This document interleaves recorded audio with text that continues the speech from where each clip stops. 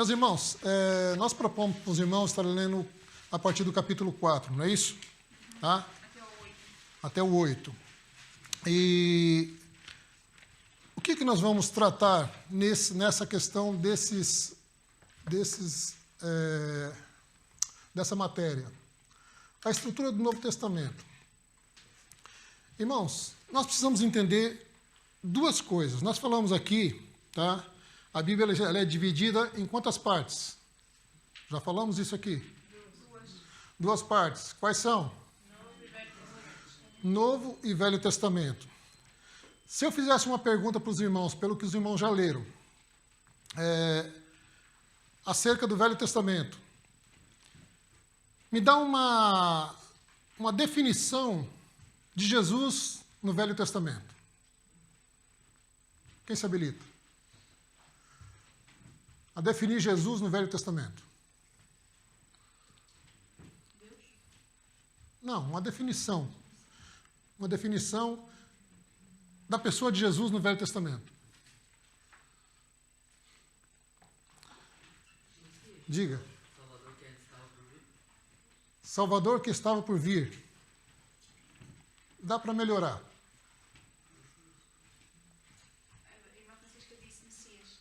Oi? O Messias? O Messias. Dá para melhorar. Quem mais?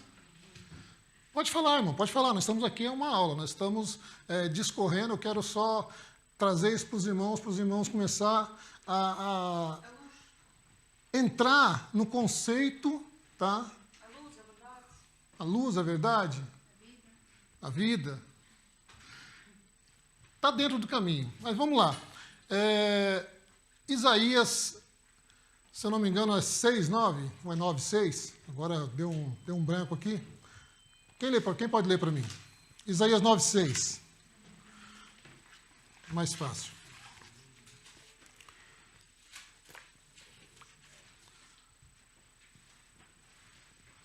Pois já nasceu uma criança, Deus nos mandou um menino que será o nosso rei. Ele será chamado de Conselheiro Maravilhoso, Deus Poderoso, Pai Eterno e Príncipe da Paz. Olha aí a definição de Jesus no Velho Testamento. Profeta Isaías. Quem que era o profeta Isaías? Eu estou aqui só voltando um pouco para nós entrarmos nesse conceito aqui. Quem era, na verdade, o profeta Isaías? O profeta Isaías é o profeta messiânico, tá? Então os irmãos gravem isso. É o profeta messiânico, é o profeta que ele veio no intuito de profetizar a Cristo. Profetizar o Cristo, na verdade. Ok? Em algumas tradições está, porque o menino nos nasceu, um filho se nos deu, e o seu nome será Maravilhoso, Conselheiro, Deus Forte, Pai da Eternidade, Príncipe da Paz. Então, aí já está dando uma ênfase, na verdade, de quem era o Cristo no Velho Testamento. Ok? No Novo Testamento, dentro dessa linha de raciocínio, que é o que nós vamos estudar em Atos, o que os irmãos podem aí dar uma luz aí de algum dos apóstolos, tá? Já estou aqui passando alguma dica, que deu uma ideia do que era Cristo. Caminho, a verdade e a vida. Está próximo, mas não é. Quem mais? No Velho Testamento, tá? Eu pedi para os irmãos me dar uma definição da pessoa de Jesus. Ok? E trouxemos aqui esse texto de Isaías. Tá? Isaías 6:9. Porque o menino nasceu, o filho se nos deu, e o seu nome será maravilhoso, conselheiro Deus forte. Então, uma definição no Velho Testamento do que era Jesus. O profeta Isaías, como eu falei aqui, ele era o profeta messiânico. É o profeta que ele veio trazendo toda a trajetória de Jesus. E uma chave aqui para os irmãos. O livro de Isaías, ele tem quantos capítulos? 67. Quantos? 67. 66. É isso? Sim. Quantos livros tem a Bíblia? 67. Está vendo alguma similaridade aí? O profeta Isaías, tá? ele também faz um resumo da Bíblia. Se você pegar o livro de Isaías todinho, ele é um resumo da Bíblia. Porque se você pegar os 39 versículos de Isaías, está falando da lei da graça, do início da graça. Se você pegar os 27 finais, que é o Novo Testamento, ele já está falando da nova aliança. Então, é praticamente um resumo bíblico, ok? O livro de Isaías. Agora vamos lá. Novo Testamento. Quem deu assim uma ênfase na pessoa de Jesus? João. Não chega a ser João. Ele trouxe uma história, tá? Porque é um conceito que eu estou pedindo. Mateus? Está em Mateus. Já melhorei. Ninguém vê papai se não for por mim. Não. Lê lá para mim, Mateus 16, 13. Você está a falar da pessoa que anunciou Jesus dentro de uma Sim, uma definição. Alguém que deu uma definição de quem era o Cristo. Né? Pode ler. E indo Jesus para a região de Cesareia de Filipe, perguntou aos seus discípulos: Quem os outros dizem que é o filho quem os outros dizem que é o filho do homem? E eles responderam: Uns dizem que é João Batista, outros dizem que é Elias, e outros dizem que é Jeremias, um dos outros profetas. Ao que Jesus perguntou: E vocês dizem, quem eu sou? Respondendo Simão Pedro, disse: O Senhor é o Cristo, o Filho do Deus vivo. Então Jesus lhe afirmou: Bem-aventurado é você, Simão Barjonas. É. porque não foi a carne e o sangue que revelaram isso a você, mas o meu Pai que está nos céus. Então veja bem. Pedro, ele deu uma definição de Cristo. Né? Isaías não estava com Cristo, não caminhava com Cristo ainda. Ele fez uma exposição da pessoa de Cristo. Né? Porque um menino nos nasceu, um filho se nos deu. Então ele estava dizendo o quê? Que iria nascer um Salvador. Agora Pedro estava com Cristo. E ele dá uma definição agora espiritual. Então, os irmãos entenderam o conceito? Isaías, que não estava com Cristo, preveu o futuro, num sentido espiritual. Agora, Pedro, estando com Cristo, também dá um sentido espiritual para Cristo. Tanto é que Cristo, ele enfatiza com Pedro, dizendo: olha, Pedro, quem te revelou isso daí não foi a tua carne, foi o Espírito. Então, o que eu estou dizendo? Por que eu estou dizendo isso, meus irmãos? Porque, veja bem, nós precisamos entender acerca de conceito, tá? Quem é a pessoa de Cristo? O principal objetivo nosso, tá? Não é nós entendermos o que nós estamos estudando aqui no conceito de historicidade, ou seja, de história. Vou pegar aqui alguns tópicos aqui. A Bíblia, ela foi produzida em 4 seções. Quais são elas? Na seção histórica, primeiro, seção profética, poética e escatológica. Então, dentro dessas 4 seções, tá, nós precisamos entender uma coisa. O que vai realmente servir para mim nos dias de hoje, na nossa vida cotidiana aqui? É a história? Não, a história é bom você ter como conhecimento. É a poética? Poética é bom você também ter, para você ter um relacionamento mais amistoso com o seu próximo. Mas a profética é é um dos termos que nós precisamos entender, que nós não estamos aqui à toa. Não, nós precisamos entender que nós estamos aqui dentro de um cunho profético. Eu estou aqui porque lá na frente, ou seja, amanhã, ou seja, depois da manhã, eu vou ser um instrumento de Deus para a sua palavra. É isso que eu quero que os irmãos, dentro dessa linha, que os irmãos entendam, tá? O valor de você estar aqui. Amém? Então, por isso que eu trouxe essa ênfase, tá? Para os irmãos não ficarem desapercebidos dentro da sala de aula. Olha, eu estou aqui, mas eu preciso melhorar aqui, eu preciso pesquisar mais aqui, eu preciso aprofundar mais aqui.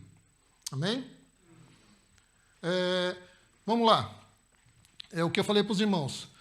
Nós não podemos ficar entrando num conceito de leitura, mas lê para mim aí, alguns dos irmãos, a estrutura dos evangelhos. Não precisa ler o início, porque isso daí nós já falamos e refalamos aqui. Biografia, história e epístola. Quem pode ler para mim? Biografia. Biografias são os 4 evangelhos, descrevem a vida terrena do Senhor Jesus e o seu glorioso ministério. Os 3 primeiros são chamados sinópticos, devido ao certo paralelismo que tem entre si. Amém. Então, veja bem. Biografia. Isso daí, todos nós temos uma biografia, né? Eu nasci em São Paulo, eu estudei na escola Cidade de Hiroshima, eu fiz faculdade na Unisantana, e então eu tenho uma biografia. Cada um de nós temos uma biografia de vida. Então, essa biografia que está falando aqui, para nós que estamos estudando, é muito bom você entender o conceito. Por que chegou a este fim? Vou dar um exemplo aqui. Por que os judeus não se davam com os samaritanos? Vamos, irmão. Os irmãos leram Bíblia já, não? Por que tinha ali um certo... Eu não lembro muito bem, mas era aquela briga que tinha, porque acho que era judeus que falaram que só em um certo lugar que se podia orar. Sim, não, mas não é bem isso. Mas eles tinham uma rixa entre eles, tá? Mas qual é o principal motivo? Isso é uma biografia. O principal motivo foi o seguinte: um determinado rei, ele pegou, invadiu a cidade, conquistou a cidade, e ele colocou pessoas da sua etnia nessa cidade. Ele fez uma miscigenação. Então, Samaria foi uma cidade que esse rei ele colocou as pessoas ali da Síria, tá, para conviver com os judeus. E essa convivência começou a ter relacionamentos. Então, os judeus ali de Samaria começaram a se envolver com as pessoas das outras tribos e entrou uma miscigenação. E aí isso daí contaminou. Por que contaminou? Porque dentro da pureza, tá, para os judeus, judeu casa com judeu. Ou judia, perdão. Né? Já estou aqui entrando em homofobia, né? Misericórdia. Então, judeu casa com judia. Então, saiu desse critério. Então, eles ignoravam aquele povo, porque aquele povo lá era um povo que, para eles, é um povo pagão. E os samaritanos, eles tinham aquele problema, aquele quê de que eles tinham ali em Samaria, o Poço de Jacó, onde intitulava-se o lugar de adoração. E aí tem a briga de templo. Não, o templo tem que ser construído aqui ou tem que ser construído em Jerusalém? Não, o templo tem que ser construído aqui, porque aqui está o Poço de Jacó. Dentro daquela linha que eu mostrei para os irmãos, aquela raiz, tá, dos patriarcas, eles entendem isso. Só que tem um porém. Os judeus, eles têm o templo em Jerusalém, que foi um templo instituído por Deus. Então, essa briga é mais por essa questão de eles não serem puros, então há esse conflito. Tá? Então essa briga é por isso. A biografia, na verdade, do que acontece nessas cidades é isso. Amém? Amém, irmãos? Alguma pergunta? Entenderam o conceito?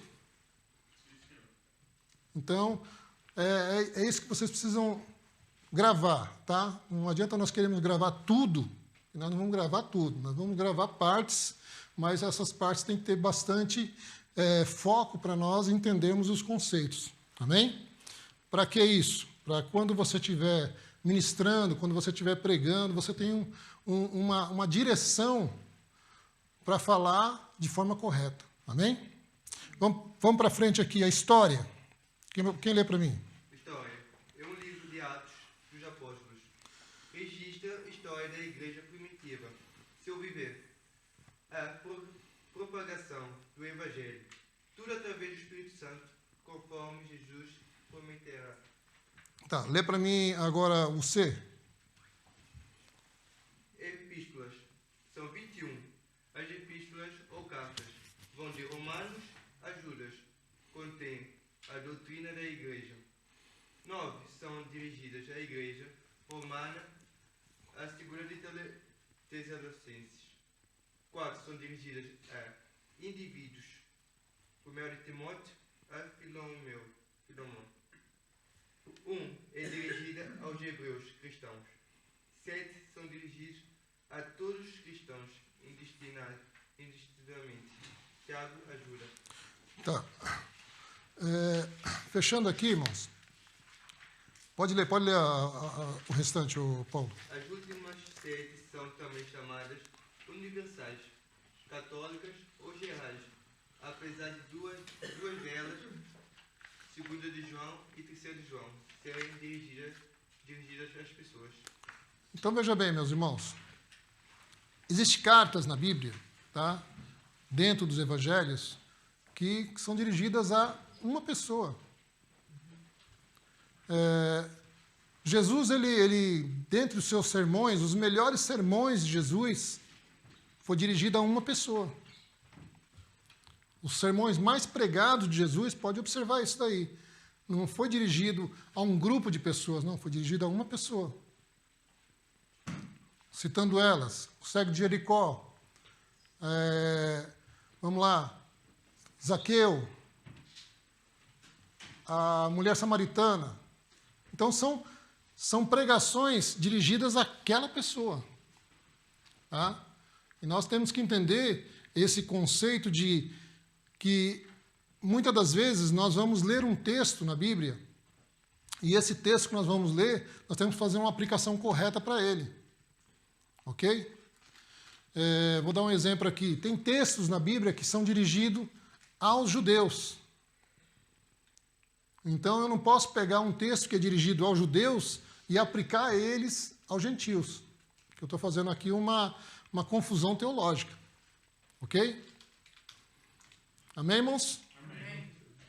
Os irmãos estão tudo assim com cara de assustado. Meu Deus. Não, irmãos, é bem prático isso, tá?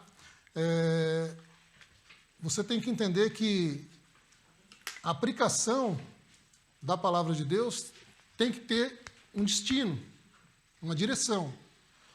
Ninguém faz uma aplicação da palavra de forma aleatória. Ou seja, quando o pregador está pregando a palavra de Deus, ele está pregando e muitas das vezes está tendo um direcionamento para alguém. Não está pregando de forma aleatória. Só que assim, a pregação, ela tem que ter um objetivo certo. Porque você já pensou se eu chegasse aqui e falasse assim, que Jesus, vou dar um exemplo, Jesus chegando ali para Zaqueu, e ele olhasse para cima e dissesse assim, ô Lázaro, desce daí, depressa porque eu tenho que pousar na tua casa. Aí, a aplicação dos irmãos, na hora os irmãos já é uma coisa que é automático. Os irmãos já conhecem o texto, já sabem. Então, isso daí, poxa vida, ele está falando de Zaqueu, ele não está falando de Lázaro. Ali não é Lázaro que está ali. É um outro conceito. É uma outra história. Então, eu não posso misturar essas histórias, ok? Vamos para frente aqui, irmãos. Alguma pergunta aí, irmãos? Nenhuma? Posso perguntar para vocês, então? Então, vamos lá.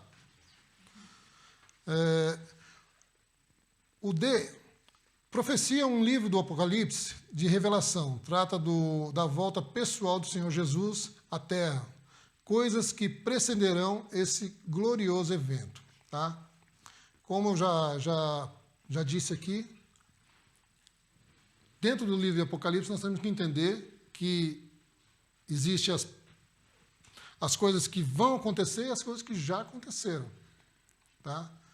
Não é tudo revelação, ok? Tá? Tempos do Apocalipse que já aconteceram. Eu não posso agora entrar nesse conceito aqui, porque nós vamos entrar isso aqui um pouco mais para frente, senão eu vou começar. Mas eu não posso entrar nesse texto sem entender a questão de que coisas que ainda vão acontecer. Tudo que você vê na Bíblia, tá? Mistério. Às vezes você vai ver alguns textos na Bíblia que está escrito lá, isso é mistério. O que significa isso? Que ainda está por cumprir. Que ainda está por cumprir. São coisas que fogem do entendimento do escritor. O escritor não tem como, no original não teve como ele fazer uma tradução daquilo. Tá? Então, aí nós precisamos entender alguns conceitos. Vou trazer uma coisa aqui interessante para os irmãos pensar. Tanque de Betesda. Todos os irmãos conhecem? Conhecem? Amém? Amém. Tanque de Betesda. Todos os irmãos conhecem a história, não conhecem? O que acontecia no tanque de Betesda? As pessoas esperavam ali nas asas para que a água agitasse e eles fossem curados. Justamente. Tá? Estavam ali uma multidão de enfermos, leprosos e pessoas doentes, com os olhos fitos na água, esperando o quê? O movimento das águas. Quem aqui já viu muitas pregações sobre isso? O conceito está certo? Aí eu lanço isso para trás para os irmãos pensar. Veja bem, quem estava na terra nessa época? Jesus. O anjo fazendo prodígios, milagres e maravilhas. O conceito está certo? Para pensar. Não, se já estava Já lá estava Jesus, não era preciso. Mas está escrito na Bíblia, não está? Em algumas Bíblias. Aí que está a questão. E aí, vai? Não, pode colocar o pensamento, irmão. Quando lemos tudo e vemos que está lá Jesus, tanto depois a ordem que Jesus dá ao paralítico, paralítico, Sim, foi levanta-te e anda. porque ele estava sempre à espera que alguém o ajudasse, não é? Aquele paralítico estava quantos anos lá? 38. 38 anos. Jesus não tinha nascido ainda, aquele paralítico estava lá já. Agora, dentro do conceito, irmãos, olha, veja bem, é por isso que eu prezo muito a questão do original. Tá? No original não está escrito anjo mexia as águas. Não está escrito isso. Quem escreveu isso daí? Os judeus. Tá? Tudo que eles não conseguiam entender, avaliar, eles davam uma conotação espiritual. Tá? O anjo. Então, quem escreveu isso daí foi um escriba que escreveu lá, e o anjo. João não escreveu isso daí. João não escreveu que o anjo descia lá e movimentava as águas, porque se João tivesse escrevido isso, João ele estaria trabalhando contra Jesus. Concorda comigo ou não? Dentro desse pensamento? João não era apóstolo de Jesus? se ele trouxesse essa ideia, ele estaria trabalhando contra Jesus. Porque se o anjo está curando, não precisa de Jesus curar. Concorda comigo? Então, tudo o que aconteceu na Bíblia, todos os profetas, tá? Eles tiveram os seus êxtases, chegaram Elias, né? João Batista, foram homens tremendos, né? Só que tem um porém. Todos eles tiveram um limite. O único que excedeu o limite foi Cristo. Então é isso que nós precisamos entender, tá? Que Cristo, na verdade, ele sempre foi superior a tudo. Até mesmo nessa questão. Porque aquele povo estava ali naquela intenção. Aí eu faço uma outra pergunta para os irmãos. Aqui em Portugal tem aí a Igreja de Fátima, não é isso? Nossa Senhora de Fátima, né?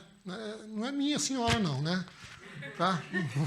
Pode ser a senhora de vocês, mas não é minha senhora, não. Tá ok? Mas, veja bem, existe lá essa Fátima, né? A dona Fátima lá, que, segundo algumas pessoas, recebe curas. Tem pessoas que vai lá naquele propósito lá e recebe a cura. Mas a pessoa recebeu a cura por causa da Fátima? Tá? Conceito de fé. Me dá um conceito de fé agora. A fé é o firme fundamento das Hebreus 11. A fé é o firme fundamento das coisas que se esperam e a prova daquilo que eu não estou vendo. Isso é fé, né? Então, esse é o conceito de fé. Então, é lógico, a pessoa está querendo alguma coisa, só que ela está procurando quem? Procurando um amuleto, uma coisa para falar, não, aquilo que me curou. É que nem... Mas isso é grave. Oi? Isso é meio grave, né? Como assim meio grave? Errado. Sim. É errado, porque a pessoa... Mas o que acontece? Existe quantos tipos de fé? Existe a fé natural, a fé sobrenatural, a fé salvífica. 3 tipos. Oi? Salvífica. Tá? Essas são as 3 fés que existem na Bíblia. Fé natural, fé sobrenatural e fé salvífica. Né? Ô, pastor, mas voltando, quem mexia as águas, no caso, se Jesus estava na terra? Quem mexia as águas? E acontecia esse milagre? Então, minha irmã, é o que eu estou falando aqui. A fé da pessoa. Porque... Oi? As águas moviam e o povo entrava na hora. Vou dar aqui um exemplo de fé, tá? Vou dar um exemplo de fé natural. Mas a água não movia, não se movimentava, aí as pessoas aproveitavam aquele momento para entrar, para ser curado. Era um conceito ali, era uma ideia que se tinha, entendeu? Porque no Israel existiam muitos tanques, né? Tanques sulfuríticos que chamam, né? Então esses tanques, na verdade, eram tanques que a própria Bíblia diz de águas vivas. O que está referindo a essas águas vivas? Tá? Eram fontes que jorravam, muitas das vezes, água, né? Dos lençóis freáticos ali, e aquela água vinha. Então, pode ser um evento como esse, de acontecer ali, de subir a água, né? Com mais pressão e a água movimentar, uma ideia. E ali, o pessoal dotado de fé, né? Entrava na água e saía curado. Tá? Pela fé. Jesus, ele em todas as curas, tá? Os milagres de Jesus, o que Jesus falava para os curados? Vai, a tua fé te curou, a tua fé te salvou. Ele estava expondo, tá? Um conceito de fé. Tá bem? Então, a ideia principal é essa. E Jesus estava ali naquele meio. Tanto é que aquele homem, quando Jesus chega para ele e fala assim, o que você quer? Ah, eu quero ser curado, mas não tem ninguém que me põe na água, eu estou conjecturando com as minhas palavras. Eu quero ser curado, mas eu não consigo chegar na água, porque quando eu vou, já foi outro no meu lugar, né? Então, Jesus fala para ele assim, pega a tua cama e anda. Agora, o conceito de fé desse homem, ele conhecia Jesus? Conhecia? Não. Não conhecia Jesus. A mesma coisa se qualquer um outro chegasse lá para ele e falasse assim, ó, pega a tua cama e anda. Mas aí... Mas pera lá, calma, vou chegar lá. Né? Eu sei que quem falou isso foi Jesus, calma.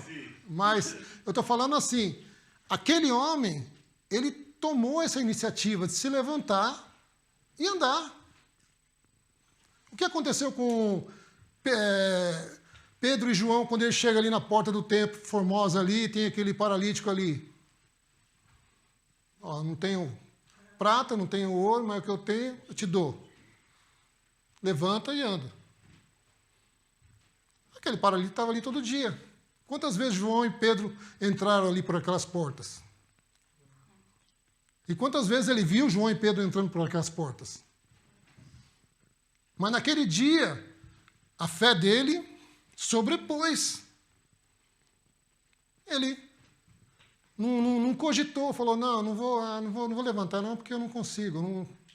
Não, foi, levantou e andou e saiu saltando, né? Como diz a palavra. Então, o que eu quero trazer para os irmãos? Irmãos, nós precisamos entender uma coisa, tá? Nós não podemos mistificar tudo. Existe um equilíbrio. Eu não posso mistificar a fé. Não, nossa, eu tenho uma fé tremenda, sobrenatural. Amém por isso. Só que, gente, nós temos limite. Tá? Eu não entendo como é que eles se levantaram. Não entendi. Eu não entendo como é que eles se levantaram e foi pela sua fé. Fé Por deles. exemplo, se aquele homem estava paralítico há 38 anos, nem conhecia Jesus, não sabia dos feitos dele, certo? Sim. E depois de repente ele dá uma ordenância e ele obedece. É a intimidade com o pai, né? Ele tinha músculo. Você entendeu? Tinha músculo. É a mesma coisa o pastor está pregando aqui, e muitas vezes o pastor fala assim, irmãos, eu senti de fazer uma oração aqui, você tem fé, vem aqui. Tem muita gente que fala assim, não vou não, de novo. Não vou não. Você está entendendo? E muitas das vezes você deixa de receber alguma coisa porque você, a incredulidade bateu em você e você falou, não vou, e vou ficar aqui, pronto. Pastor, eu vejo uma coisa aqui. Naamã, Naamã. ele não era uma menina que acreditava, mas ele ouviu aquela menina falar, mergulha naquele rio 7 vezes. Ele poderia mergulhar 1, 2. E o que Naamã falou? Pensou na sua cabeça? Se não podia ser outro rio mais limpo. Fala assim, poxa vida, lá na Síria eu tenho lá o Aspar, eu tenho lá o Tíris, eu tenho os rios limpos lá, por que eu vou entrar nesse rio sujo? Sim, mas Naamã não falou no Deus. Oi? Falou no Deus. Quando disse isso, não falou. Deus? Não. Ele fez uma comparação, ele falou assim, por que eu vou entrar nesse rio sujo, sendo que eu tenho rios limpos lá para entrar? Tem lá o Nilo, tem lá o Tíris, tem o Tigre, né? o Aspar, tem os rios lá que... Ele teve que ter um pouco de fé, acreditar que ia ser restaurado. Justamente, quem na verdade foi um segundo instrumento para esse homem foi o moço dele. O moço dele falou assim, mas o patrão, o negócio é o seguinte, né? Nós já está aqui. Você não tem a perder nada. O que custa, né? Você já está aqui. Não, Não custa nada. Entra aí nesse rio aí, se não der certo, né? Na cabeça dele. Porque a ideia principal é a seguinte, irmãos. Muitos, nos dias de hoje, querem ver milagres sobrenaturais de forma tremenda. Eu só vou lá na frente, se o pastor falar meu nome, meu RG, de onde eu vim, né? BI, é BI aqui, né? Perdão. Né? Se o pastor falar o BI, né? Aí eu vou.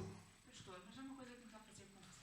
Uma coisa é quando nós nos baseamos em algo e dizemos, olha, vai ali porque tal profeta fez isto e faz aquilo e aquilo. Outra coisa é, por exemplo, aquele paralítico há 38 anos que vê Jesus e não sabe nada, nem ninguém disse nada e ele de repente tem fé para andar. Justamente. É isso que me está a fazer confusão. Acreditou em Ele não. baseou-se em quê? Nós temos de nos basear em algo para a fé. Sim, deixa eu te falar, deixa eu te explicar agora. Sim, mas baseias-te em algo, porque tu acreditas que há um Deus, estás baseado em Deus e tens fé. E ele acreditou na palavra. Ele acreditou naquela palavra. Mas Teve fé palavra na de palavra. quê? Ele tem que se basear em Da pessoa. Tá? Ele creu, Suzana, ele creu, tá? Que ele tinha condições. Naquele momento ele creu que eu tinha condições. Eu tenho condições, levantei. Quer dizer, ele acreditou, ele teve fé. Mas será que ele não ouviu falar de Jesus? Porque Jesus foi muito comentado pelos milagres. Sim, mas veja bem, Quando chegou lá não falou. se fosse o caso, tanto é que Jesus, vamos entender aqui um conceito, irmãos. Jesus, ele se misturava no meio do povo. Ele era igual a todo mundo. Mas a unção dele era diferente. Não, ele era igual a todo mundo, sim. A unção é diferente. Mas ele era igual a todo mundo. Tanto é que, quando Jesus foi para ser capturado pelo Sinédrio, qual que foi a dica que Judas falou lá para os sacerdotes lá que iria identificar ele, para os soldados?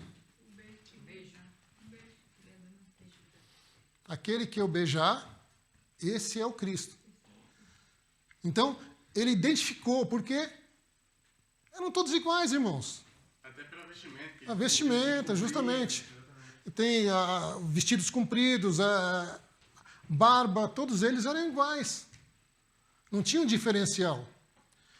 Aquele homem, ele creu nas palavras de Jesus, ele acreditou, ele tomou posse. E é isso que eu estou trazendo para os irmãos aqui. Que muitas vezes nós estamos deixando de ser abençoados, deixando de tomar posse de coisas pela nossa incredulidade. Viu, irmãos? Amém? Mas tem a ver com o raciocínio, não é? Não podemos ser racionais, não é? Sim, justamente. Nós temos que entender uma coisa. Nem tudo, né? É o que eu falei já várias vezes aqui. Nós não podemos ser crente inchado, é tudo para mim, é meu, é para mim, é meu. Não. Nós temos que dosar as coisas, tá? Temperar. A palavra correta é essa, temperar. Para a gente poder entender quando realmente Deus está falando. Porque Deus está falando, irmãos, todo o tempo. Ou não? Amém. Eu, todo dia que eu venho aqui para a igreja, Deus fala comigo, irmãos. Muitas vezes me dá uma direção, muitas vezes dá um toque, muitas vezes joga uma chavinha para mim assim, eu já pego, já anoto, falo assim, isso daqui é uma pregação. Entendeu?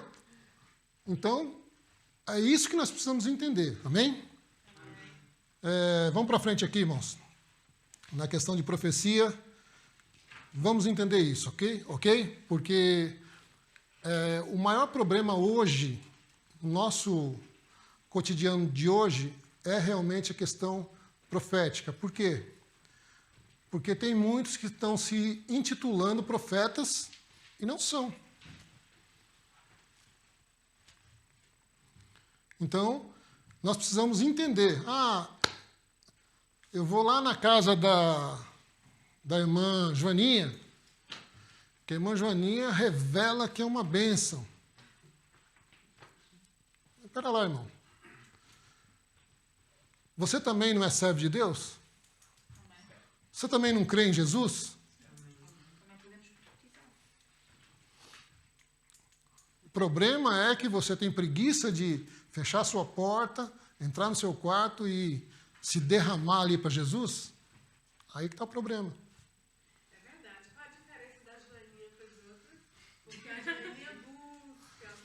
Justamente. E o outro não busca. Tá? É o Aí crente, fica que a Joana fala. é o crente 6 horas, sabe? Sabe aquela história? Irmão, não vou para a igreja hoje não, mas 6 horas por mim. Tá? Amém? Vamos para frente aqui, irmãos. Sim, é como se você quiser fazer dieta, eu não posso fazer dieta por si, não é? Eu como tudo. Justamente. É uma questão, tá? Já passo para o irmão. É uma questão, irmãos, que eu já vi aberrações teológicas que nós precisamos nos esquivar disso. Olha, irmã, vem aqui que eu vou orar por você. Ah, mas você não tem fé. Mas vem aqui que a minha fé, eu vou orar pela minha fé e você vai receber. Olha, irmão, para com isso. Que mundo é esse que nós estamos vivendo? Quer dizer, então, que o próprio Jesus, que é o Jesus, ele fala que a tua fé te curou, a tua fé te salvou. Agora você está querendo ser superior a Jesus? Aí toma cuidado. Amém? Diga, irmão. Eu já ouvi falar que o tempo da profecia se finaliza em João Batista, porque João Batista foi o último que anunciou a vida de Cristo. Sim. E se compensou na plenitude dos tempos, né? Sim. A vida de Jesus. E eu queria saber se esse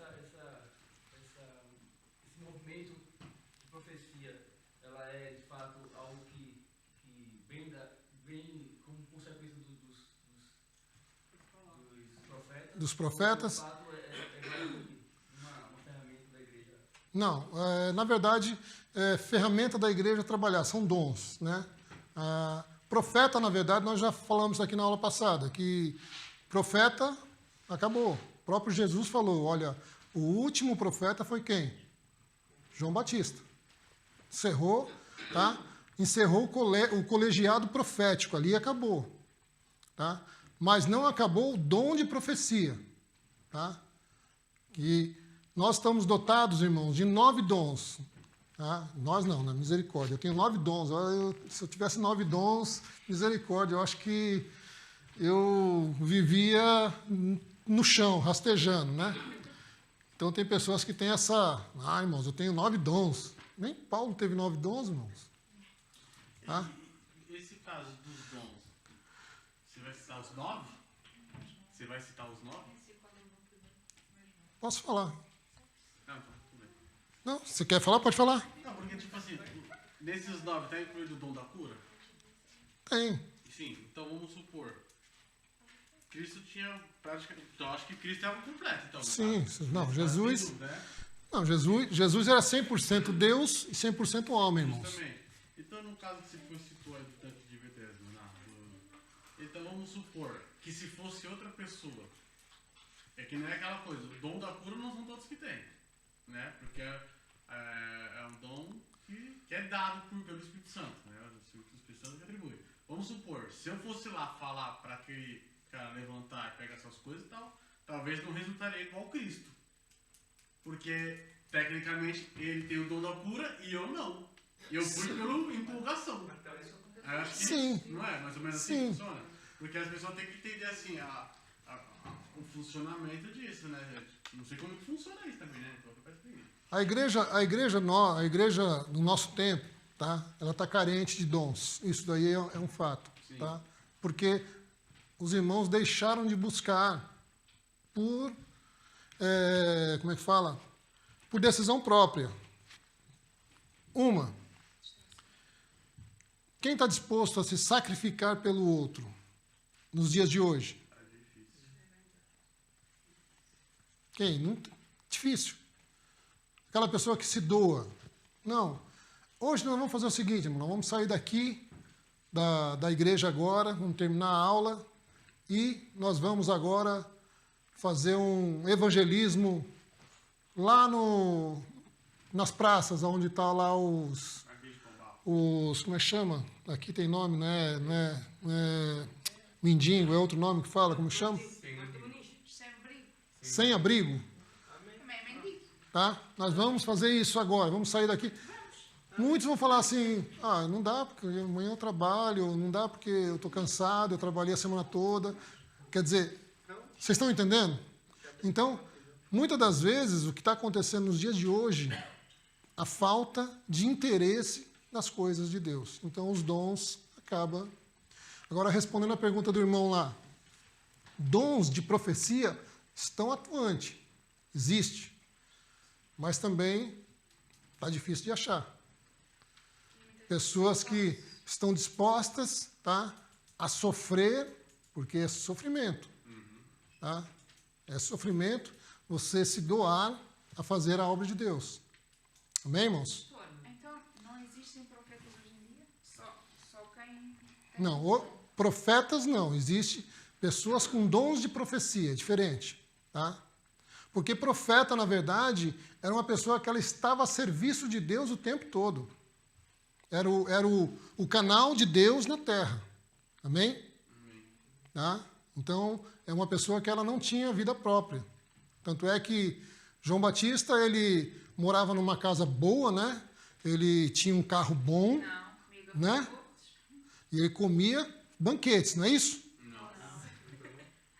Quem está disposto hoje a viver assim? Tá vendo? Tá?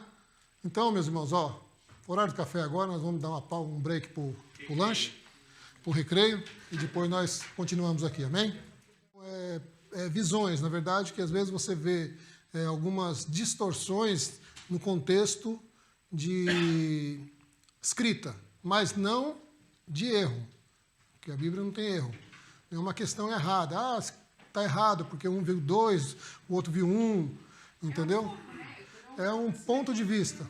Ah, Jesus estava entrando em Jerusalém. Não, Jesus estava saindo de Jerusalém, no mesmo assunto, né?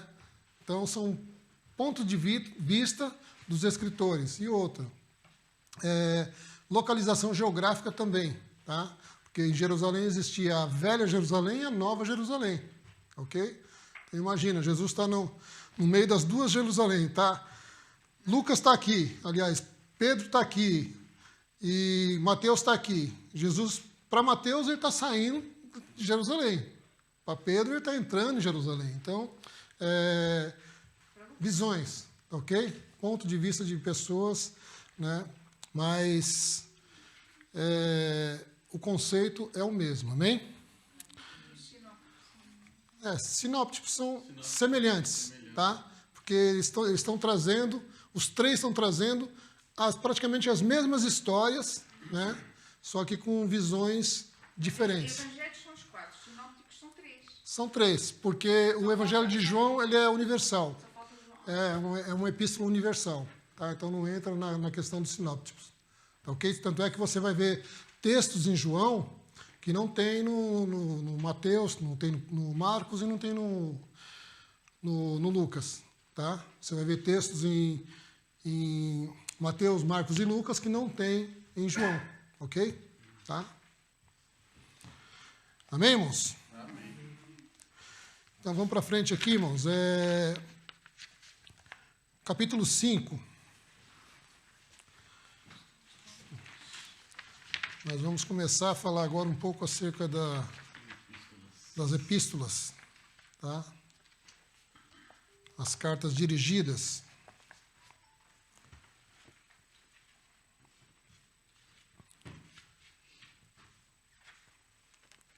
Paulo, ele era um homem, irmãos, que ele era muito crítico e ele era muito sincero com o seu ponto de vista.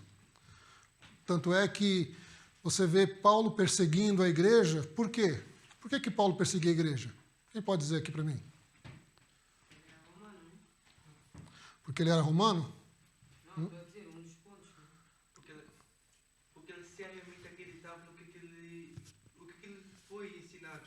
Ele seriamente acreditava que aquilo era a sua verdade. Ele era tão fiel naquilo, como depois ele veio ser fiel a Cristo, que ele perseguiu até os judeus. Irmãos, por que Paulo perseguia a igreja? Tá? Porque, veja bem, Paulo ele foi um estudioso bíblico. E ele era tão fiel às tradições bíblicas que ele não aceitava, tá, o que estava acontecendo, o movimento que estava acontecendo. Tanto é que, por que ele perseguia? Porque naquela época, assim como nos dias de hoje, Quem aqui já ouviu falar do Henri Cristo? Eu. Henri Cristo. É um falso. Vocês nunca ouviram falar? No Brasil. Tem um camarada lá barbudo, né? Ele vive sentado numa cadeira branca, né? Tem umas mulheres lá do lado dele, lá atendendo ele, e ele fala que ele é o Cristo. E pronto, tá na mídia aí, ele é o Cristo. Tá? Tem um outro aí na Califórnia, falando que é o Cristo também. Tá? Já é um rapaz jovem, bonitão, né? Tá arrastando um monte de mulheres ali. Ele é o Cristo. Então, veja bem, nessa época, meus irmãos, o que estava acontecendo? Existiam muitos que se achavam Cristo, que eram dotados. Então, Paulo, na verdade, ele combatia isso, tá? Porque os cristãos dessa época aí eram cristãos que era como se fosse uma seita, era considerado uma seita para os judeus. Porque eles estavam esperando quem chegar? Jesus, o Messias. Tá? E quem era o Messias que eles estavam querendo que chegasse? Um político, um rei, um governante que ia chegar e ia resolver o problema de Israel. Tá? Então, é o que eu já falei aqui nas aulas passadas. É por isso que Israel vai ser enganado pelo anticristo. Porque eles estão esperando esse camarada que vai chegar e vai dominar, que vai chegar realmente e vai falar, não, eu vou resolver o problema. O problema de Israel e Palestina está resolvido. Tá? Ah, o problema é do templo?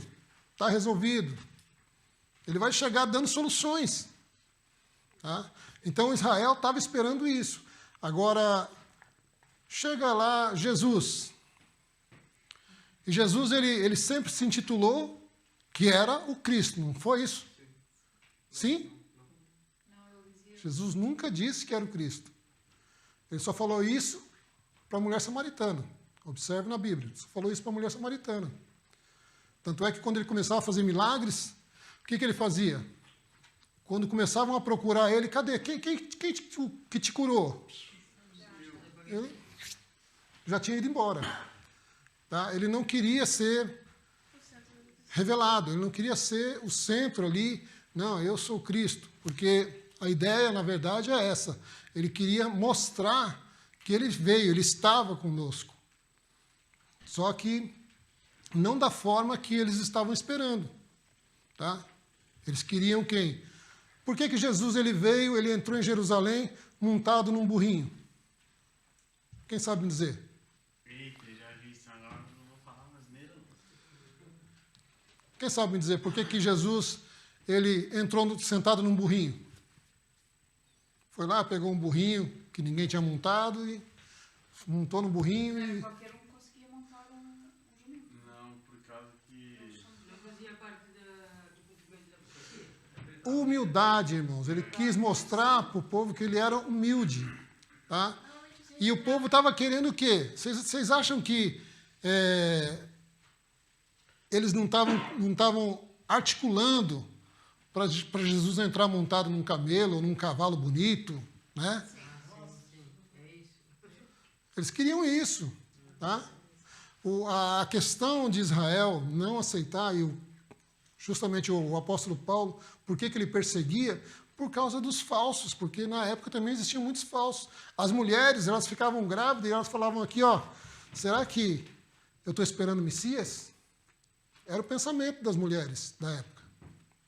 Então, por que eu estou trazendo isso? Porque muitas das vezes nós temos que entrar na história e entender um pouco da história para nós associarmos nos dias de hoje, porque hoje é fácil, né, você falar, porque Jesus já veio, ok? Amém, irmãos? Então, muitos criticam, mas o apóstolo Paulo, ele perseguidor da igreja, e perseguia a igreja, mas tinha um motivo para isso, tá? Tanto é que ele foi escolhido, ele foi chamado, tá, por Cristo para fazer a obra pela fidelidade dele. Então, podemos comparar os judeus ao Saulo antigo, ao Paulo? Sim, sim. Tá? Os judeus, hoje, eles ainda continuam sendo Saulos, porque eles ainda estão esperando esse Cristo chegar. Amém? Amém. Tá? Eles ainda estão nesse processo de Tanto é que se você conversar com um judeu hoje, tá, e falar assim, o Messias já veio? Não, ainda não. Se o Messias tivesse vindo, nós não estávamos desse jeito. Então, na cabeça deles, eles entendem uma coisa, que o Messias, ele é um governante forte. Ok? Então, essa ideia para os judeus é essa. Eles não interpretam de outra forma. Ok? Diga. Por norma referem-se a Jesus como sendo Deus, certo? Jesus é Deus. Sim. Se fez carne, Sim. certo? Sim. Mas depois há várias passagens que se referem a Deus e a Jesus separadamente.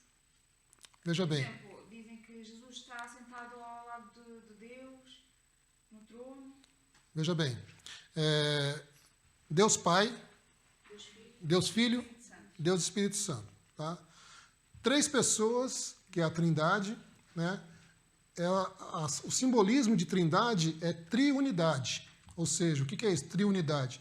Os 3 estão juntos. Tá? O que o Espírito Santo está falando, Jesus sabe. Jesus está vendo. O que Jesus falou, o Pai está vendo. Então, a ação não é independente, ou seja, não existe uma questão assim, na triunidade, não existe uma questão assim, não, o Pai é o Todo-Poderoso, o Filho, ele é o menos poderoso, o Espírito Santo, ele é o mais fraquinho. Não existe isso, irmãos. Tá? Deus Pai, Deus Filho e Deus Espírito Santo. Então, dentro da questão da Trindade, tá, que nós vamos estudar isso aí também, temos que entender uma coisa. Deus, São todos num só. eles estão separados, tá, num conceito agora, mas vai chegar um tempo que vão estar todos juntos, ok? Tá? Pai, Filho e Espírito Santo, ok? Então, hoje nós vemos é que nós não conseguimos entender, Mas faz um bocado de tá? confusão. Justamente. Se Jesus é Deus, porque diz que quando Jesus se referia a Deus, referia-se ao Pai. É que nós não conseguimos entender pela humanidade, nós só conseguimos ver a questão separado, né? A própria física fala, né? 2 corpos não podem ocupar o mesmo lugar no espaço, não é isso? Eu não posso estar aqui e ocupar o lugar dessa caixa que está aqui. Não tem como, não é isso? Sim. Mas dentro da triunidade isso acontece. Os 3 em 1. Ok? Porque é espírito. Aí Nós agora também temos 2 num só. Não é? Sim. O nosso Espírito e o Espírito Santo. Corpo, alma e espírito, né? Nós somos 3 também, trino, Sim. tá? E numa pessoa só. Só que, como que se interpreta isso? Tá? Eu posso separar o corpo do espírito? Não. Lógico que posso. Eu morro, Morre. tá? Mas depois não volta, né? mas depois não volta, entendeu? É justamente isso, entendeu? É isso que, muitas das vezes, na questão humana, nós não conseguimos interpretar. A questão de interpretar essa triunidade, entendeu? Os 3 agindo de uma forma, com o mesmo pensamento, com a mesma, na mesma direção. Mas como é que se refere, por exemplo, ao Espírito Santo numa pessoa? Por causa das emoções e de suas... Justamente, a questão do... Uma pessoa não é só a matéria, não é? Mas tudo... Não, porque o que refere o Espírito Santo como pessoa é justamente a questão dos sentimentos, ok? Tá? Ele tem sentimentos, ele sente, né? Ele sente por nós, ele chora por nós, tá? Então, isso já classifica como uma pessoa, ok? Justamente, tá? Tanto é que, vou dar um exemplo aqui, a pessoa quando ela está cheia do Espírito Santo, tá? O Espírito Santo vem e aposta dela de uma forma que ela se sente cheia. Qual que é a principal característica de uma pessoa que está cheia do Espírito Santo? Choro. A pessoa ela não se contém, ela começa a chorar, começa a cair lágrima, ela começa, por mais que ela esteja alegre, mas ela começa a transbordar aquilo ali, tá? Ao fogo. Oi? Ao fogo. Aquele fogo, aquela vontade de... Sim, mas mesmo no fogo a pessoa não consegue se conter, entendeu? Tá? porque é sentimento, ok? Respondeu ou não? Sim, sim. Se não respondeu, nós vamos para frente. Obrigada. Tá? Então, no conceito, irmãos, nesse entendimento de Paulo, tá? Essa perseguição com a igreja, toda essa questão religiosa da época, vamos interpretar dessa forma, ok? O zelo. Tanto é que ele era zeloso pelas coisas de Deus. Amém? Alguma pergunta? Os irmãos querem fazer algum apontamento? Tem liberdade, não? Vamos para frente? Então vamos lá, irmãos. Tópico 1.5 aí, quem pode ler? As epístolas paulinas. Sim. As epístolas paulinas foram os primeiros escritos do Novo Testamento. São 3 epístolas, na sua totalidade, de Romanos a Filemão. As mesmas foram escritas entre 52 e 67 d.C. Pela ordem cronológica, é consenso entre teólogos que o primeiro livro do Novo Testamento é o de 1 Tessalonicenses, escrito por volta de 52 d.C. Segundo Timóteo, foi escrita em torno de 67 d.C., pouco antes do martírio do apóstolo Paulo em Roma. Continua. Essas epístolas foram também as primeiras aceitas como canónicas. Pedro chama os escritos de Paulo de Escrituras, título aplicado somente à palavra inspirada de Deus. Paulo é uma personagem tão importante no Novo Testamento e na história da Igreja, que tem sido chamado de o segundo fundador do cristianismo. É claro que isso não é verdade, pois desconsidera a continuidade entre Jesus e Paulo e menospreza injustamente as contribuições de homens tais como Pedro, João e Lucas. Mas não há dúvida de que Paulo desempenhou um papel vital no crescimento e estabelecimento da Igreja e na interpretação e aplicação de graças de Deus em Cristo. Amém? Então, veja bem, irmãos, nós não podemos menosprezar, tá, os outros apóstolos, ok? Mas porque o apóstolo Paulo, ele escreveu 13 cartas, né? Na verdade, são 13, são 15, né? Que as outras 2 não entrou no texto canônico. Mas nós não podemos pegar agora, Paulo escreveu 13 epístolas, e Pedro escreveu quantas? 3? Mas espera lá. Pedro andou com Cristo. Tem um diferencial. Né? Mas Paulo não andou com Cristo? Não, Paulo ele viveu depois de Cristo, mas ele foi um homem cheio de Deus e ele, na verdade, sentiu Cristo. Ele teve ali um encontro com Cristo. Tá? Não foi aquele encontro que Pedro teve. Os irmãos concordam comigo? Sim. Tá? Então, o que eu estou falando aqui? Por que eu estou falando isso? Porque eu vejo muita gente falar assim, não, mas porque o apóstolo Paulo, ele é o cara, o apóstolo Paulo, né, ele que escreveu, você vê os textos que o apóstolo Paulo escreveu, e os outros apóstolos não escreveram quase nada, eram chucros, eram isso. Não, irmão, nós não podemos desvalorizar, desmerecer os outros por causa do apóstolo Paulo. Conceitos, o que a irmã falou ali no começo. Precisamos entender uma coisa: aquele que muito é dado, muito vai ser cobrado. Você quer ser cheio de Deus, você quer ser cheio da presença de Deus na sua vida, você quer ser cheio do conhecimento de Deus, você tem que buscar. Concorda comigo ou não? Tá? Se você quer ser realmente uma pessoa eloquente, uma pessoa entendedor da palavra, você tem que se aprofundar na palavra, você tem que ler a palavra, você tem que buscar, tem que pegar os seus tempos, muitas das vezes, de outras leituras e deixar de lado e ficar focado naquilo. Era o que Paulo fazia. Vou dar um exemplo. O apóstolo Paulo, o que ele pede lá para trazer quando ele estava preso? Quem sabe aqui? Quem sabe? Ele pediu para trazer algumas coisas para ele quando ele estava preso. Que era comida, caviar da época, né? Que era... Não era não? Ah, então ele pediu para trazer roupas para ele, é isso? Porque ele estava precisando de roupas? Ele pediu para trazer o quê? Eu não sei se eu tô certa, mas eu acho que era, não era papel, alguma coisa assim. Papel? Não, Paulo ele pediu para trazer os rolos. Ele estava preso, irmãos.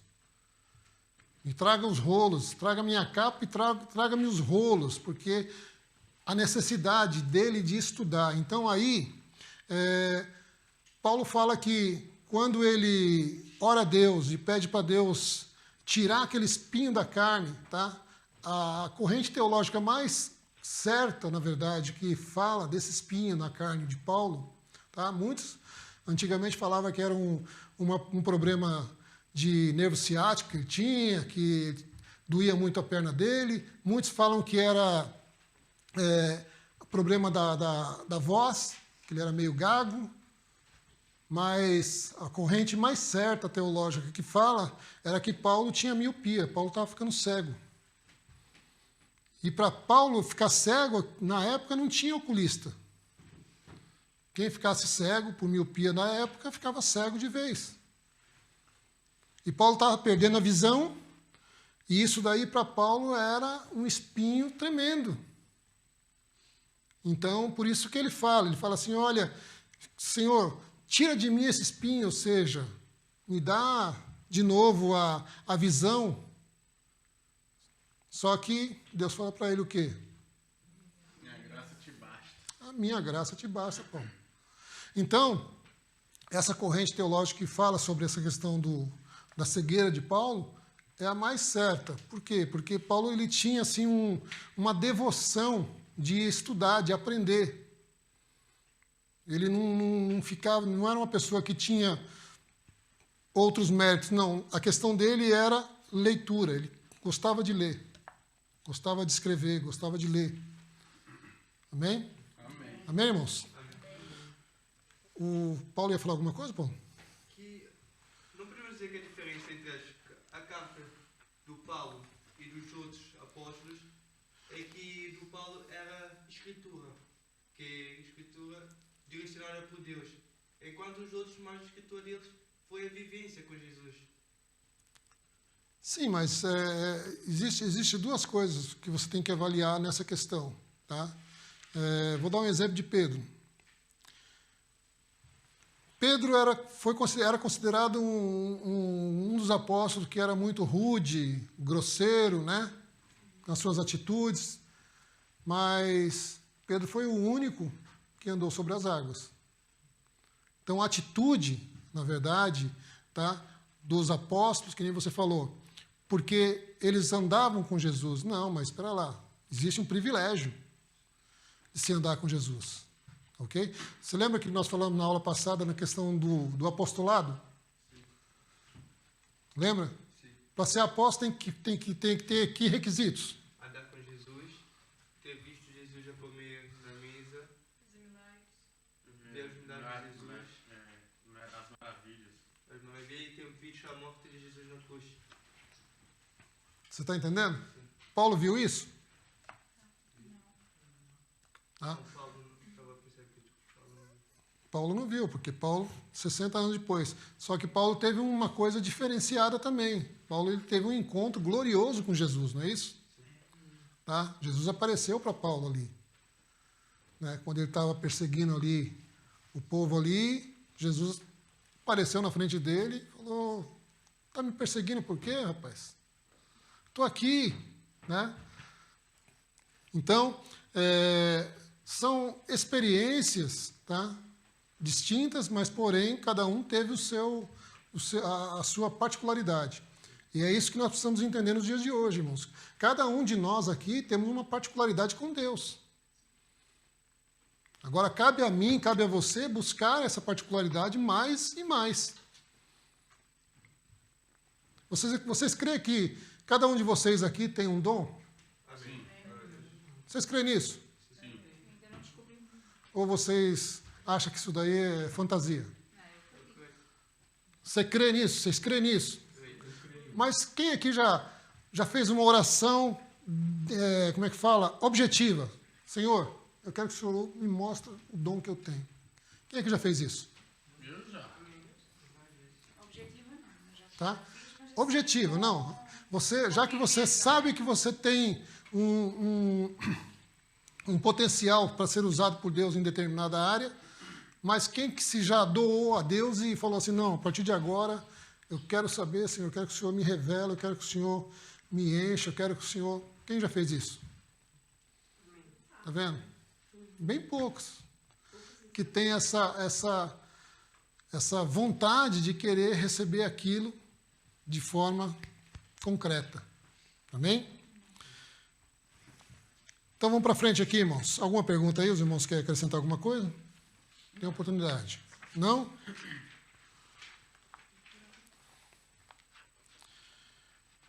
Lê lá o finalzinho lá, a página 30. Quer que eu termine?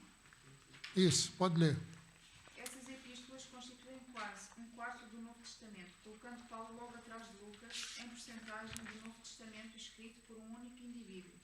E caso se acrescentem os 16 capítulos de Atos, que são quase inteiramente dedicados a Paulo, este aparece em quase um terço do Novo Testamento.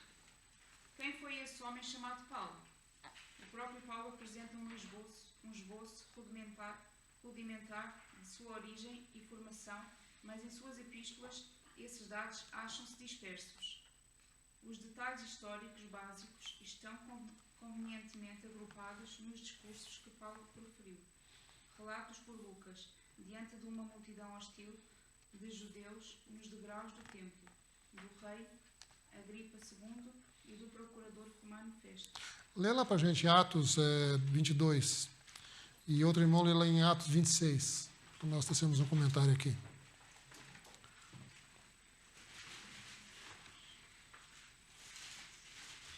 Atos 22. Pode ler do 1 ao 8.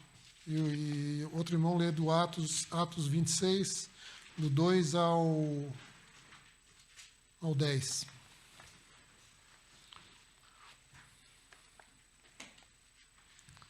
Atos 22, do 1 a 8. Sim. Varões, irmãos e pais, ouvi agora a minha defesa perante vós. E quando ouviram falar-me em língua hebraica, maior silêncio guardai e disse: quanto a mim, sou varão judeu, nascido em Tarso de Cilícia, e nessa cidade criado aos pés de Gamaliel, instruído conforme a verdade da lei dos nossos pais, zelador de Deus, como todos vós hoje sois. E persegui este caminho até a morte, prendendo e metendo em prisões tanto varões como mulheres, como também o sumo sacerdote me é testemunha, e todo o conselho dos anciões, e recebendo essas cartas para os irmãos, fui a Damasco para trazer maniatados para Jerusalém aqueles que ali estivessem, a fim de que fossem castigados. Ora, aconteceu que, indo eu já de caminho, chegando perto de Damasco, quase a meio-dia, de repente me rodeou uma grande luz do céu, e caí por terra, e ouvi uma voz que me dizia: Saulo, Saulo, por que me persegues? E eu respondi: quem és, Senhor? E disse-me: eu sou Jesus, o Nazareno, a quem te persegues. Olha aí. Então, olha a biografia que Paulo dá nesse sinédrio. Ele dá uma biografia de quem ele era. Tá? E não era qualquer pessoa. Era uma pessoa tremenda, especial. Tanto é que quando Ananias recebe a autorização de Deus para ir lá e impor as mãos sobre Paulo, o que Ananias fala? Senhor, esse daí é perseguidor da tua obra. Então, a mesma pergunta que Jonas fala. O que Jonas falou para Deus quando falou não, Jonas não falou, Jonas ele pensou. O que Jonas pensou quando Deus falou para ele, você vai até Nínive?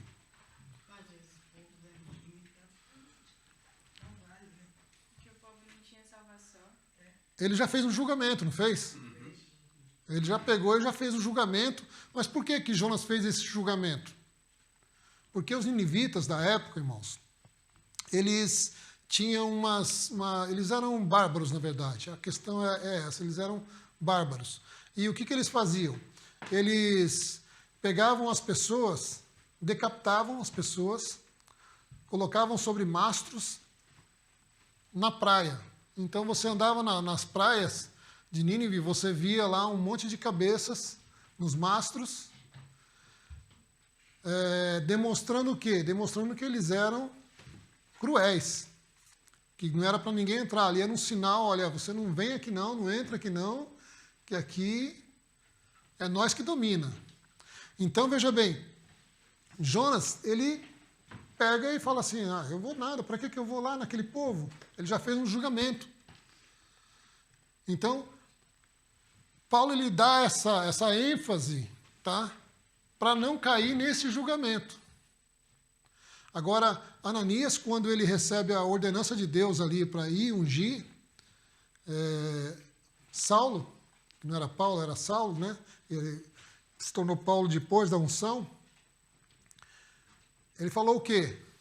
Ele falou assim, não vou não, esse camarada aí é perseguidor. Vou chegar lá, ele está fingindo, aí ele já vai aproveitar e já vai me matar também. Mas não, Deus falou o quê para Ananias? Esse é um vaso escolhido. Então, nós não podemos julgar, né, um livro pela capa. Eu vou olhar para a capa de um livro e falar assim, será que esse livro é bom? Tem que ler. Porque se fosse entrar em julgamento pela capa, a Bíblia era um livro que ninguém iria julgar, né? Ia falar assim, poxa, esse livro tem a capa preta. Se tivesse uma capa pelo menos colorida, né? Tanto é que hoje já tem, né, as Bíblias com capas coloridas lá, né? As Bíblias mais modernas. Mas nós não podemos fazer esse julgamento sem ver realmente quem é a pessoa. Amém? Amém, irmãos? Tá? Não vamos tecer julgamentos, comentários, sem antes entender os processos. Tá? É por isso que Paulo ele dá essa explicação. Algum irmão ia ler Atos 26? Estava preparado aí já ou não? Sim. Tem-me por venturoso, ó rei Agripa, de que perante ti me haja hoje de defender de todas as coisas de que sou acusado pelos judeus. Mormente sabendo eu que tens conhecimento de todos os costumes e questão que há entre os judeus, pelo que te rogo que me ouças com paciência. A minha vida, pois, desde a mocidade, qual haja sido desde o princípio em Jerusalém, entre os das minhas nações, todos os judeus a sabem, sabendo de mim desde o princípio, se os quiserem testificar, que conforme a mais severa seita da nossa religião, vive fariseu. E agora, pela esperança da promessa que por Deus foi feita a nós pais, estou aqui e sou julgado, a qual as nossas 12 tribos esperam chegar servindo a Deus continuamente, noite e dia, por esta esperança, ó rei Agripa, eu sou acusado pelos judeus. Amém? Tá aí. Então você vê que ele fala o quê? A nossa seita. Porque também ele entendia que para os judeus, quem era cristão era o quê? Era uma seita. O que é seita que eu falei aqui na aula passada? Quem lembra? O que denomina uma seita? Seita é um grupo de pessoas que juntam para servir. Não é isso. Geralmente aceita, eles pegam um versículo isolado da Bíblia e criam suas leis, suas ordens. Geralmente eles fazem isso. Eles têm essas práticas, mas o que tipifica, na verdade, uma seita? Você olha assim e você fala assim, não, isso é uma seita. Testemunha de Jeová. Sim, é uma seita. Testemunha de Jeová é uma seita, tá? Mas o que identifica, irmãos, veja bem, ó, grava isso, irmãos, grava isso. que na verdade identifica uma seita, tá? É quando Cristo não é o principal da igreja. Tá? Quando você entra numa igreja e o pastor está falando assim, ó, Cristo salva, mas Buda também salva. Espera lá. Então, Não. por exemplo, a Igreja Católica pode ser considerada uma seita porque adora outros santos. Sim. Tá? Porque Cristo não é o personagem principal da igreja. E Cristo, na verdade, ele é o único, né? O que Cristo fala? Eu sou o quê? Caminho, porque só existe esse caminho. Verdade, por quê? Porque não tem mentira. E a vida, por quê? Porque só Ele pode dar a vida eterna, irmãos. Eu sou o caminho, a verdade e a vida. Então, quando você vê uma igreja que está direcionando, tá, os irmãos para outros caminhos, automaticamente é uma seita. Vou dar para você entender, a Igreja Católica, ela tem uma regra que é assim. Uma vez eu conversei com um padre e eu falei assim, ó, eu quero que você me explique, porque quem é Jesus? Ele falou, Jesus é o Filho de Deus, né?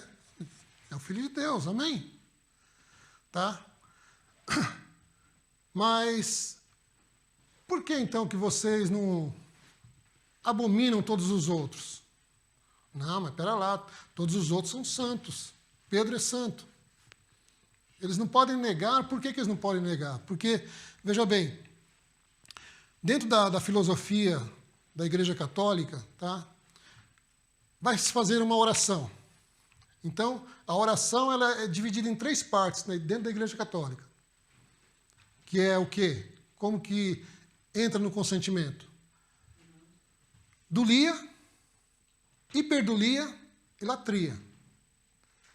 Então, dentro do conceito deles, dulia é uma oração que eu estou fazendo para um determinado santo, São Sebastião. Estou lá orando por ele, é uma dulia.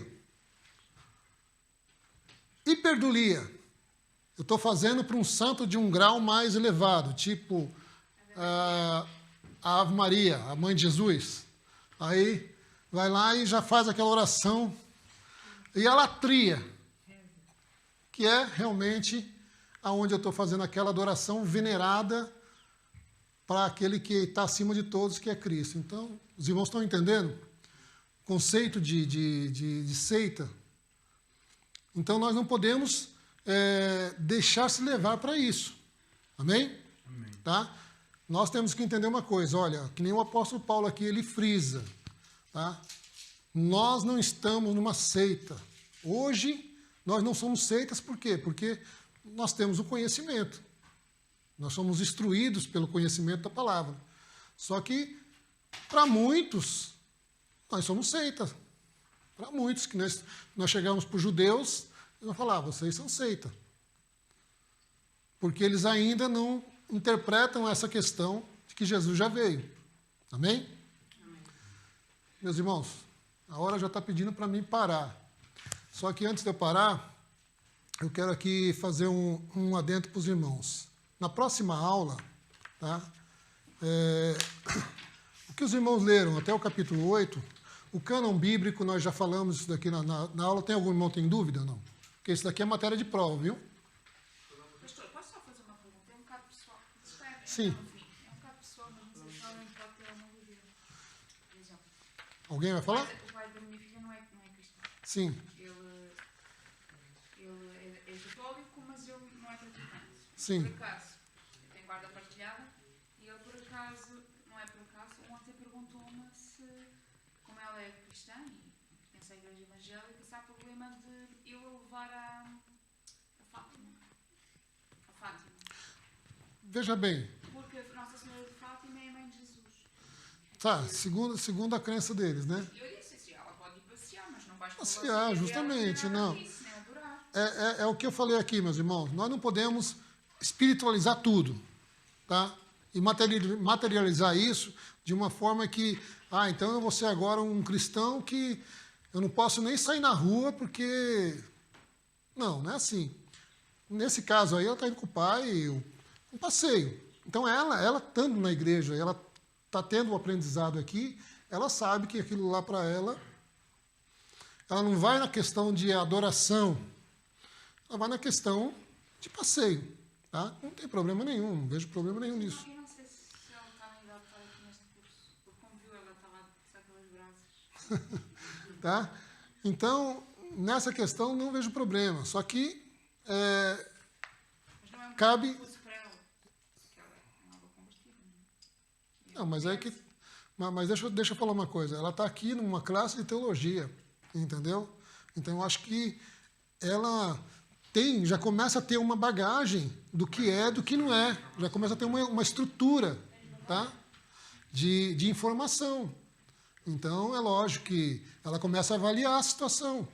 Né? Ela começa, poxa, mas pera lá, isso daqui... Não, o pastor falou uma coisa lá que não tem nada a ver com isso daqui. Então, ela começa a fazer questionamento, tá? Então, isso daí não tem, eu acho que não tem problema dela se perder nisso daí. Não sei, porque ela contar para o pai, por exemplo, não toca na Bíblia. Mas, poxa vida, aí também já a questão é um adolescente, né? Nós não podemos também massificar isso, amém?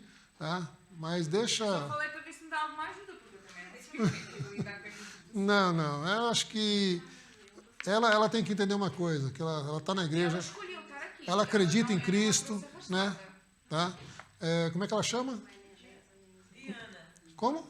Diana. Diana. Diana? Diana. Diana. Diana, você crê em Cristo? Você acredita em Cristo? Quer mais o quê? Tá?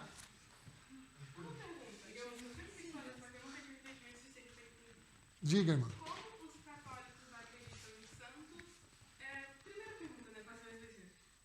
Os católicos, no caso, têm os 10 mandamentos na Bíblia deles? Tem. Eles têm, porque eles têm a mesma Bíblia que nós temos, praticamente. Só acrescida de alguns livros.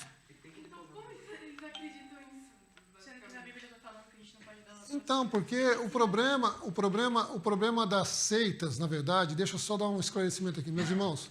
O problema das seitas é que não há um ensinamento. Lá na igreja católica tem a catequese, não tem? Que é uma escola bíblica dominical, não é isso? Eu ando aí. Só que a catequese só ensina o quê? Só ensina o que eles querem. Pastor, eu andei na catequese, fiz a primeira comunhão e nunca abri uma Bíblia, nunca vi uma Bíblia. Tá vendo? Então, o questionamento, meus Quando eu irmãos, vim para aqui é que fui mostrar a Bíblia.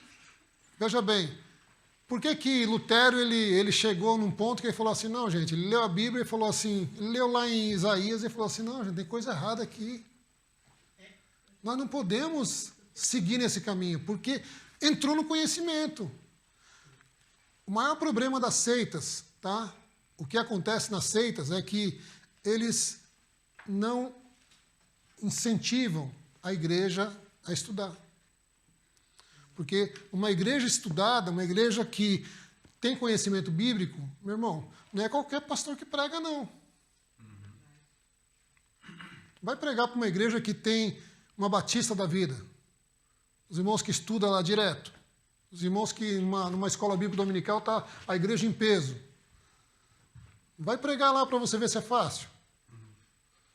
Então, uma igreja que é uma seita, na verdade, o que acontece com os testemunhos de Jeová? Eles fazem evangelismo, não fazem?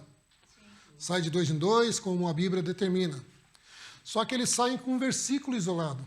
Quando nós entrarmos em seitas e heresias, nós vamos passar aqui algumas técnicas de nós nos esquivarmos, tá, dessas pessoas pela Bíblia.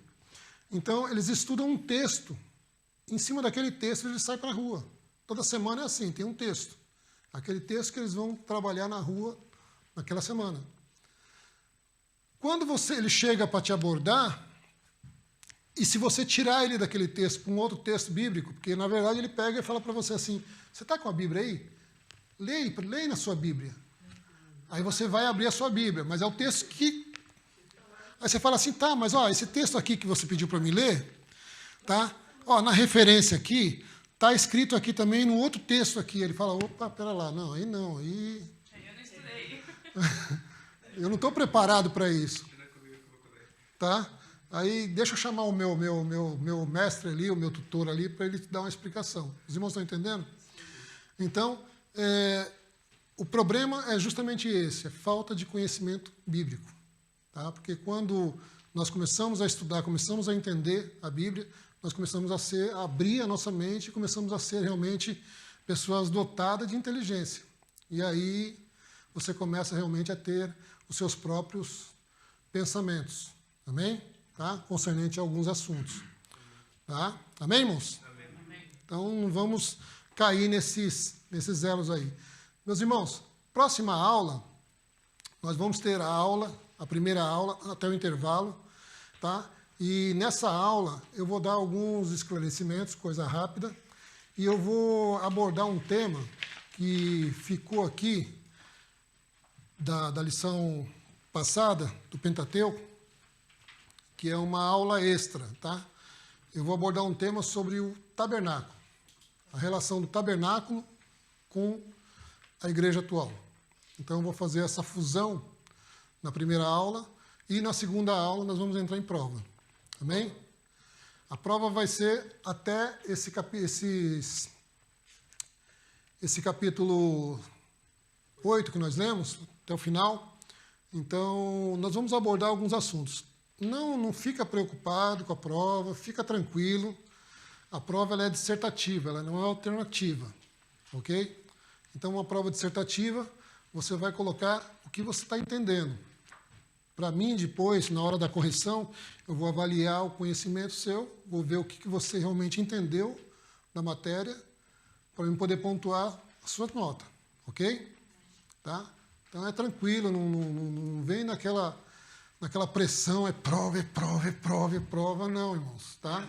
Porque isso daí já é uma coisa que... Oi? Tá? Não, mas nós vamos, na primeira aula, nós vamos trazer esse comentário do tabernáculo e vamos também dar algumas explicações aí para os irmãos. Até o capítulo 8, né? Sim. Chegamos a falar do canão? Oi? Chegamos a falar do canão hoje? Não, hoje já vamos encerrar porque a hora já... Tá bem? Até o capítulo 8, então. Os irmãos dêem uma repassada. Amém? Tá? Meus irmãos, o pastor ele não esteve presente hoje. Ele sofreu uma luxação no joelho, é isso, irmã? Tá? Uma luxação no joelho. E está em casa lá, mas ele tá vendo a live lá na casa dele lá. Então os irmãos podem dar um tchauzinho aí para eles no final. Tá bom? Que ele está te vendo lá. Amém?